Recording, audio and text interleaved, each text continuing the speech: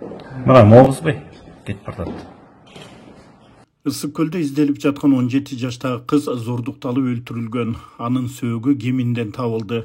Бул тууралуу Ысык көл областынын ички иштер башкы башкармалыгынан билдиришти. Жүргүзүлгөн ыкчам иштердин натыйжасында 1984-жылы туулган АК аттуу жаран кармалган жана бул факты боюнча Кыргыз Республикасынын кылмыш жаза кодексинин 122 беренеси менен адам өлтүрүү фактысы менен кылмыш иши козголуп, текшерүүштердин жүрүшүндө МА аттуу жаранды күч колдонуп зордуктап өлтүрүп салганы аныкталган. Айсулуу Мукашева 27 сентябрда түштө Барскон айылынан Каракол шаарына чыккан боюнча дайынсыз болуп кеткен. Туугандардын айтымында ал курбу кызына барам деген боюнча кайра келген эмес. Ата-энеси кечинде кызын издеп милицияга арыз менен кайрылышкан.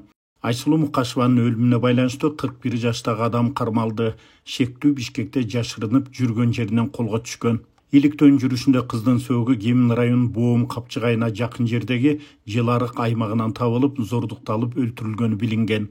Кылмыш жаза кодексинин адам өлтүрүү беренеси менен иш козголгон. Шектүү камакка алынып, тийиштүү экспертизалар дайындалды деп айтылат маалыматта. Мына Моғызбай кетип баратат. Зордукталып өлтүрүлгөн Айсулуунун туугандары анын жолго чыккан учурунун видеосу менен бөлүшкөн. Анда ал Honda Stream машинасына түшкөнүн көрүүгө болот. Дал ушул автоунаанын айдоочусу кызды зордуктап өлтүрдү деп шектелүүдө. Социалдык тармактарда жаш кыздын мыкачылык менен өлтүрүлүшүнө байланыштуу кылмышкерге карата катуу чараларды көрүү талаптары байма-бай айтылууда. Айбандар, кантип өлтүрдүңөр ушул жаш кызды я?